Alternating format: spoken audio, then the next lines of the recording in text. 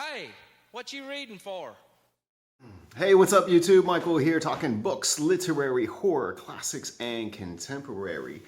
I've recently read Maynard's House by Herman Rockman from 1980. I kept seeing this book come up on lists of hidden gems, 80s horror, best haunted house horror.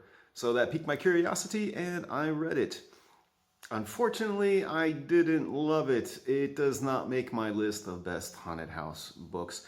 So what I'll do here in this video is, one, I will quickly review Maynard's House. Two, I'll share with you my list of best haunted house horror, which for me, it's more about the house than the haunting.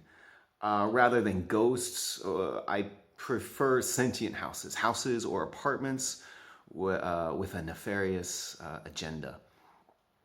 With the will and the means to carry it out. I've come up with a list of 5 excellent books that fit that category. Then at the end of the list, I'll throw in a 6th book, my book, Edifice Complex. It definitely fits the category of a sentient house with an agenda. An erotic, murderous affair between an Algerian immigrant in Paris and the residential building he lives in. So a 6th book in the haunted house slash sentient residence list. More of a plug, but it fits the theme. So I'll save talking about Edifice Complex for the end. If you like horror, I'm glad you've clicked on this video. You can help out the algorithm. Hit that like button. Consider subscribing to the channel if you haven't already. Let's skip the intro sequence and dive right in. Maynard's House by Herman Rockman. A Vietnam War veteran, Austin Fletcher, while overseas, a fellow soldier in his battalion, makes out a will and leaves him his house, which is more like a rustic cabin in a remote part of Maine. The soldier is killed in battle, so Austin returns stateside and takes possession of his new house. It's a very snowy book.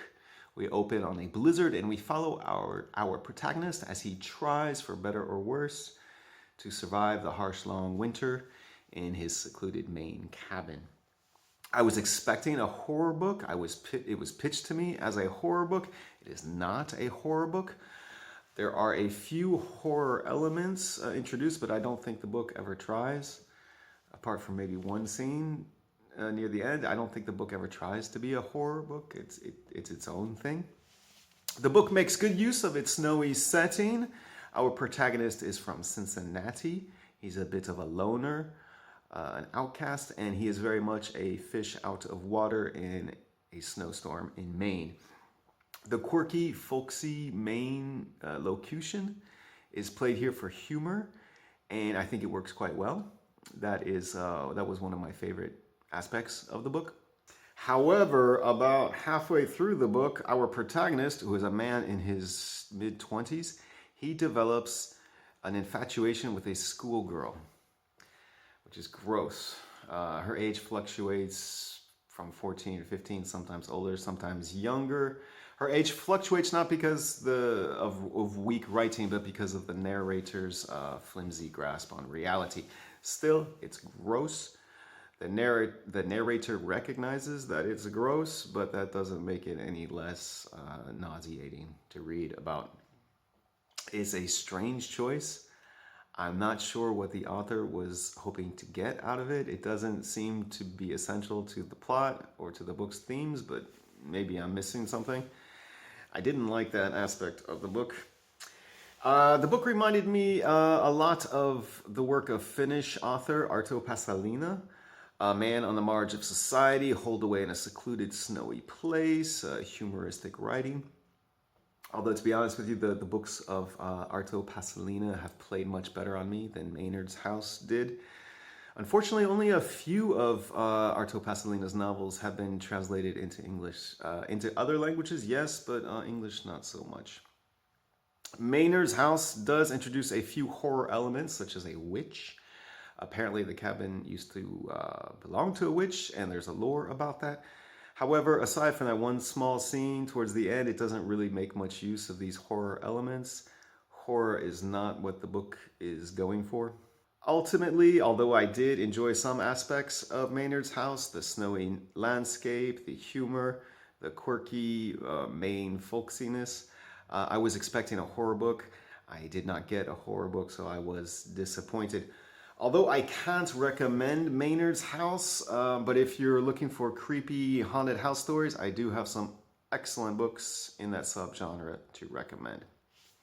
Let's kick off the recommendations with Adam Neville, House of Small Shadows. Love this book. A focused story that takes place in pretty much one location, the titular house, which used to belong to a famous artist who created macabre works of art, dioramas of war scenes featuring taxidermy rats, and of course creepy dolls. The artist's niece wants to sell the works of art her uncle left behind, so she reaches out to our protagonist, who is an antiques appraiser. Perfect.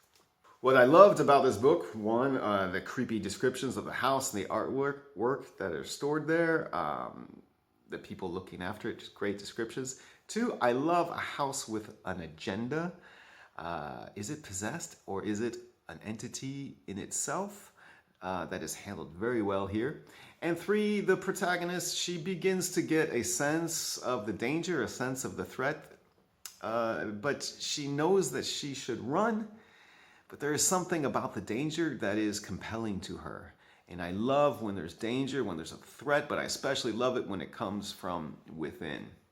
And we get a bit of both here with House of Small Shadows. I had a chance to talk with the author, Adam Neville, about this book and about all his books, actually. And here's what he had to say about it. The one I expected to be sent back to me on fire or as a box filled with ashes was House of Small Shadows, because it was such a change in direction and gear and speed and tone. I think after The Ritual and Last Days and Apartment 16. Well, it was closer to Apartment 16. Yeah. But it's a weird idiosyncratic book that I just felt so compelled to write. Staying with Adam Neville, if you're looking for a haunted building, I'm going to recommend checking out Apartment 16. A painter draws on nefarious forces to help him with his art.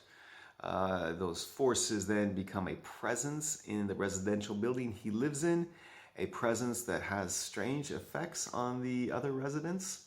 They get easily disoriented the further they stray from the building, so they end up being shut-ins. Escape is difficult, maybe impossible. An American woman inherits an apartment in the building, and she would like the nefarious forces out of the building before she moves in. Americans can be picky at times. They don't understand our European ways. This book has good tension, an interesting lore. It explores the theme or the idea of obsession, especially as experienced by artists, which is a theme I always love. And it has an action-packed climax, exciting and satisfying. There's a lot to like in Apartment 16. Next up, one of my favorite horror novels of all time, and that is Burnt Offerings by Robert Marasco from 1973. A great example of a house with a dark and disturbing agenda. Also a great example of a horror book about obsession. A family from New York City, they're getting fed up with the noise and the stress of city life, so they rent out a large house on Long Island to enjoy a summer away from the city. The wife, the mother of this family, she takes to the house, and instead of spending the summer holiday relaxing in the countryside, she has decided that she wants to restore the rundown residence and bring back its former beauty, former grandeur. She gets to work on her restoration efforts, and the house rewards her for her trouble. That's nice. You scratch my back, I'll scratch yours. Except this house has sharp nails, and you don't want it to scratch your back. There is a movie adaptation of this book, which I also highly enjoyed. It stars Oliver Reed, Karen Black, and Betty Davis. And it has a different ending than the book does, which also works. I think you can enjoy them both without spoilers. Next up, Cold Heart Canyon by Clive Barker from 2001, an underrated gem in the Clive Barker catalog, I think. Do you like your haunted houses with horny animal-human hybrid ghosts? If you're watching this channel, then the answer to that question is probably yes. And if that's your jam, then Cold Heart Canyon just might be the book for you. A young Hollywood heartthrob undergoes a plastic surgery which does not go well, so he hides out away from the paparazzi in this mansion outside of Hollywood, a mansion with a sordid past. This book has a terrific opening scene, which is quite common in Clive Barker novels. It has beautiful descriptions, the confusion of pleasure and pain, and for a haunted house story, there is a surprising amount of action. And Clive Barker is great at writing action scenes, among other things. There is a lot to like in Cold Heart Canyon, especially for Clive Barker fans or for fans of messed up haunted house stories. Next up, I would not survive the comment section if I left this gem off the list. And this gem, of course, is The Haunting of Hill House by Shirley Jackson from 1959. I recently put out a video where I rank the complete works of Shirley Jackson, and some viewers commented they're surprised that The Haunting of Hill House ranks as low as it does on my list. I love this book, but Shirley Jackson gave us quite a few gems, didn't she? In The Haunting of Hill House, Eleanor is invited by a certain Dr. John Montag, an investigator of the supernatural. She is invited to spend a few nights in the titular Hell House in the hope of discovering scientific proof of the existence of the supernatural. Eleanor takes this invitation as a call to adventure, a way to make friends, and who knows, maybe fall in love.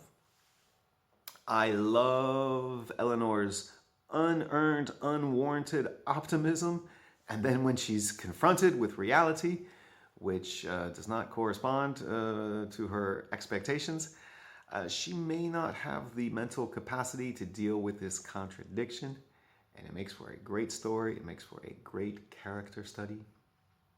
Also, what I love about this book is that it seems to have been greatly influenced or greatly inspired by the short story The Yellow Wallpaper by Charlotte Perkins Gilman. And then in turn, The Haunting of Hill House has gone on to be a great inspiration to Stephen King, especially Carrie, Salem's Lot, The Shining, his early works especially. So we have this through line in American horror from The Yellow Wallpaper, which dates back to 1892, and all through the 20th century with Shirley Jackson, Stephen King, and into the 21st century as these works continue to inspire horror creators to this day. So I would encourage fans of The Haunting of Hill House to go back and check out the important short story that inspired it, at least partly, The Yellow Wallpaper. And if you've not read The Haunting of Hill House yet, I mean, what? Why? What are you doing? It's a great work, a classic for a reason. A book that is not a classic, at least not yet, is my quirky, bloody, murderous, horror literary hybrid Edifice Complex. If we're talking about sentient houses, or in this case, a sentient building, Edifice Complex is one of the weirder ones. Karim becomes obsessed with his brother's flat, and when his brother gets transferred to London, he leaves Karim his lease. When Karim moves in, he and the building quickly develop an intense erotic relationship. But their mutual bliss is regularly undermined by the noisy, inconsiderate neighbors. So together, Karim and the building, they eliminate the problem through a series of grisly murders. However, the greater threat is the owner's plans to sell the building, have it demolished, and to build a more modern, higher occupancy building in its place. Karim cannot let that happen. Edifice Complex has been getting very good reviews from readers, but it needs more. It needs many more readers, many more reviews. Extracted from the reviews, we have, okay, this is a very weird, messed up book. Thing is, it is also entertaining, but only if you can handle dark, depraved shit about a man's obsessive relationship with a building and his descent into madness. Or the dismemberment did not disappoint. Or I have read some strange books in the past, but this tale is top tier peculiar. One reviewer wrote, I'd call this an epic love story and a fun read. The only thing I can think of that is close is The Haunting of Hill House by Shirley Jackson. In that there's a sentient building involved, but really I've never read a plot like this. I recommend this to anyone in need of a refreshing and unique change of pace, especially if all of the books you're reading are starting to seem the same. Also, a reviewer wrote, the story was highly inventive and original, and while not the sort of book I would normally choose, I enjoyed it. I kept being reminded of the TV series Mr. Robot. That's not to say it's the same, but the created world is similarly creepy and unpredictable. I'm not familiar with that TV series. Other extracts, disturbing would be the best way to describe the overall impression, indignant also in a pleasing way. Or what a weird and wild ride this book is. So thank you very much for the reviews. I love it. Keep them coming. Get yourself a copy of Edifice Complex from Amazon would be the cheapest, I would think. Links in the description box, as well as links to my other books. Do you have any experience with the books or authors I talked about in this video? What is your favorite haunted house book? I look forward to connecting with you in the comments section. Thank you for liking and subscribing. Thank you for watching. I'll see you at the next video.